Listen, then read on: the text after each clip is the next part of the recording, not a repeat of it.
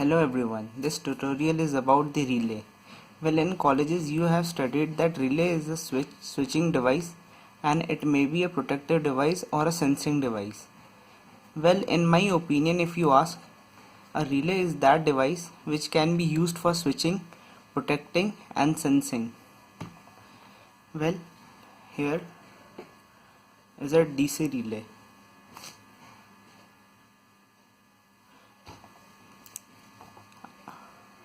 Later I will show you the industrial relay. Well friends, a relay is a device with 5 terminal pins. 1, 2, 3, 4 and 5. You see the upper pin is the common pin. This pin is the common pin. Now if we go downwards, there are 4 pins. That means these two and these two. Now if we divide this relay into two parts horizontally, suppose if we make an imaginary line and let's suppose these two relay constitutes the upper part and these two pins constitute the down part. Sorry, not pins, not relay, these are pins. These 4 pins represent 2 DC coils and 1 NC and 1 NO. Okay, let's find out the DC coil in a relay. It is enclosed, that is we can't open it except breaking it. We can follow a very simple method, that is we will take an external DC source and put it in the lower half first, then on the upper half, and check if there is a clicking sound or not. That represents that DC coil. Let's mount it on a breadboard. I have mounted my relay like this, and if you want to know why I have mounted this relay on a breadboard like in this orientation, you can go to my previous video about the which is about the orientation of breadboard, and don't worry about this part because my common pin got broken and so I have to fix a wire. And yeah, let's start with it. An external DC source and connect in the lower half and see whether there is a clicking sound or not.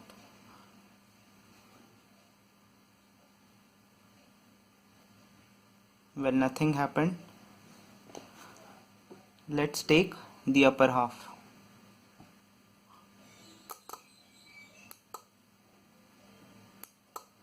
Well, I can hear a clicking sound.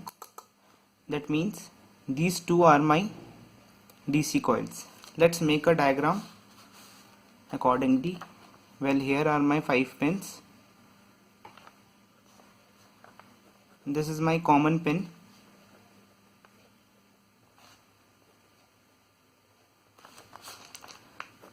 And we just found out that beside these common pin we have the DC coil. That means this is my DC coil. Well, I will show you by breaking up this relay. That means how the relay is looked from inside in the end. But for now let's focus on finding out the pins. Now these 2 pins are unidentified, still remains unidentified. That means we don't know if this is NC or NO or this is NO or NC. That means these 2 pins.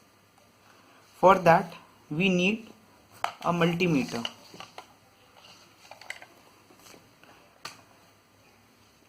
Now I would set the multimeter in buzzer or diode mode. That means in this mode. And if the buzzer beeps, that means it would be normally connected with the common pin. Now let's bring it down here. The one I would take one terminal of the multimeter and connect it to the common pin, and one terminal I will vary it. Suppose first here, nothing is happening here. Now here I am getting a buzzing sound. This proves that this is my normally connected pin. That means this is my normally connected, and therefore this would be my normally open pin. This is because the common pin is defaultly attached to this NC pin. That's why we are getting a buzzing sound. Now suppose if I connect the DC source in these coils, due to Faraday's laws of induction, a magnetic field will be produced and EMF will be induced. So the common point from NC will move to the normally open position. You can test it by using DC source yourself. Well friends, that's how a relay works. My next video will be about the application of the relay, where I will show you how the relay works, and as promised I will show you the interior of the relay, Well, first, this is an industrial relay, and this is the coil.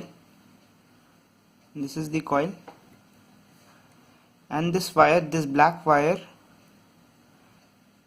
you can see both sides.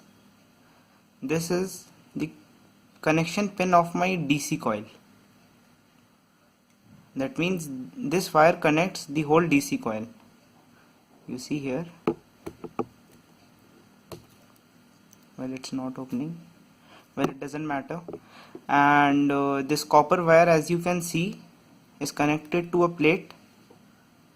This plate in this terminal,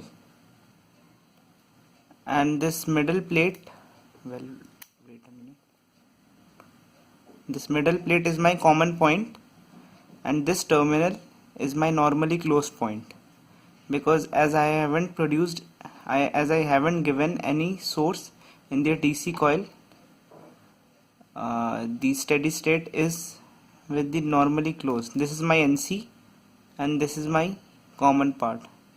Thus this is my NO part. Whenever I give an external source, due to Faraday's law, it will go, the common point will deflect towards the normally open point, or you can say it will go and stick to the normally open point, leaving the normally closed point vacant.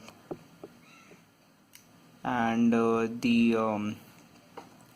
relays, they have same mechanism inside too, and it is of 12 volt 25 ampere, and relay ranges from around 10 amperes to hundreds of amperes, as these are protective devices. That's all for today. Thanks, and if you liked my video, please do subscribe and like and share. Thank you.